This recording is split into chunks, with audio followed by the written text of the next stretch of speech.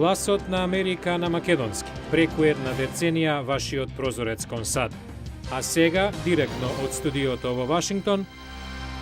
Добро вечер, ова е Newsflash, ТВ журналот на Гласот на Америка на македонски, а јас сум Јулија Велковска. 80 загинати во напади во Пакистан. Талебан тврди дека се работи за одмазда за убиството на Бин Ладен.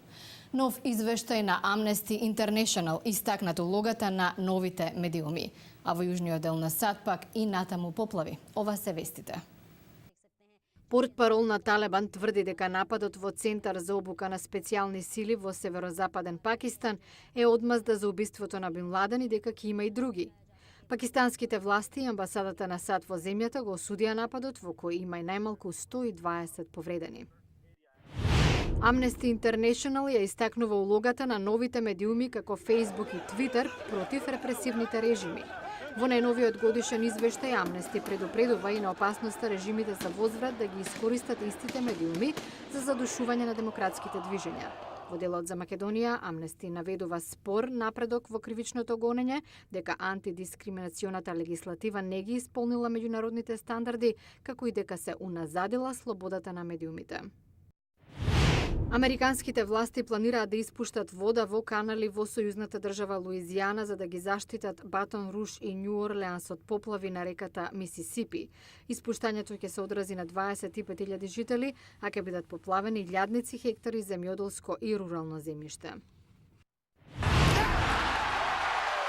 NBA плейоф. Чикаго синоќа беше подобар од Атланта со 93:73 и со крајен резултатот 4:2 обезбеди пласман во финалето на источната конференција на Мекдаун со Мајами. Информациите добиени од рација во која беше убиен Бин Ладен наводно откриваат планови на Ал-Каида да го нападне железничкиот систем во САД. Во продолжение за ранливоста на железницата во земјава и мерките за зајакнување на обезбедувањето. Ливи, лабрадор ретривер, е професионалец. Трага по експлозив скриен во чанти и багаж. Дел е од една од вкупно 48 полициски единици со кучиња кои патролираат во американскиот железнички систем Амтрак. Ливи е буквално во првите редови на обезбедувањето на 78.000 патници кои секојдневно минуваат низ системот. Ова е полицискиот инспектор на Амтрак Вилијам Паркер.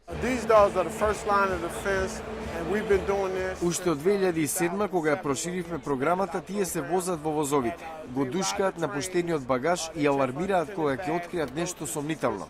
15 од нив се специјално обучени да откријат експлозиви на бомбаши самоубици. Ако кучето извршило 150 пребарувања месечно и при тоа не се случил ниту еден инцидент, тоа значи дека завршило успешна работа. Вакви кучиња се користат и во подземните железници, но бомбашките напади во Мадрид 2004 и во Лондон 2005 доволно илустрираат колку железничкиот систем е ранлив на терористички напади. Американски владини лица велат дека информациите собрани во рацијата во која беше убиен Осама Бин Ладен покажуваат дека Ал-Каида планирала да го нападне железничкиот систем во САД на 10-годишнината од терористичките напади на 11 септември, а размислувала и за диверзии со кои возовите би излетале од шините. Ричард Кларк е аналитичар, стручњак за контратероризам. Неможно е да чувате пруга во должина од илјадници километри. За терористите е многу полесно да дојдат до необезбедено место на пругата и да постават експлозив, отколку да нападнат авион.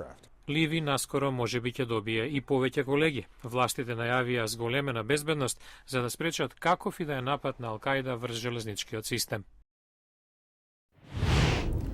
Сенаторката и републиканка Кеј Бејли Хачисон неодамна соопшти дека ќе се повлече од политиката на крајот на четвртиот едно по друго мандат, што истекува наредната година. Зад себе остава долга серија постигнувања за родниот Тексас, прашањата за жените, образованието, а сето тоа направено со неодоливиот јужњачки шарм. Кога Кеј Бејли Хачисон го освои сенатското место од Тексас во 1993 во Сенатот имаше само 7 жени. Вели многу нешта се промениле од тоа време за жените во политиката. When I first started in politics, I had to prove that I could do the job. Кога започнав, морав да докажувам дека умеам да ја вршам работата. Практично бев на тестирање. Но секогаш кога жените ќе забележат успех на повисока функција, резервите исчезнуваат. Направивме голем напредок. Првенка во многу нешта. Прва жена сенатор од Тексас. Највиша по ранг сенаторка од Републиканската партија. Прва жена која доби диплома по право на Универзитетот во Тексас. Дженифер Дафи од политичкиот журнал Кук коментира. Кеј Бели Хачинсон отвори многу врати за жените во Тексас и Републиканската партија. Во Сенатот стана позната како поддржувач на НАСА, чиј контролен центар се наоѓа во Хјустон, Тексас, на образованието и на армијата. Вели, никогаш не се кандидирала како жена, туку како американец кој се залага за промени.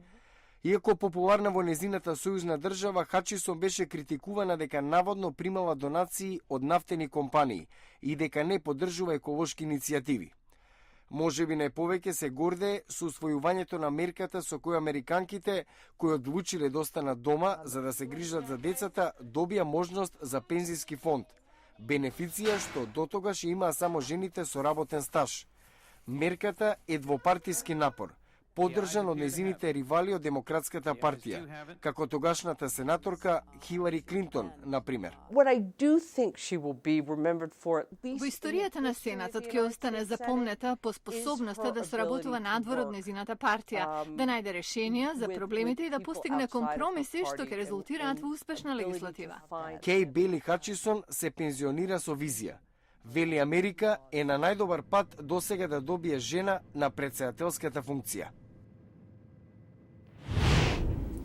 А во понеделник, хроничните непреносливи болести убиец број 1, тврдат Обединетите нации. Повеќе за најновиот извештај на Светската здравствена организација во понеделник во Newsflash. Во понеделник во Newsflash, незаразни, но опасни по живот. Над 60% од смртните случаи се должат на овој вид болести. Гледате во понеделник во Newsflash. Од студиото во Вашингтон го гледавте Newsflash на Гласот на Америка на македонски, а со вас во оваа емисија беше Јулија Велковска. За најново од САД и светот продолжете да не следите на нашата веб страница glaснaamerika.com. Благодарам на вниманието, имате пријатен викенд и гледајте на понеделник.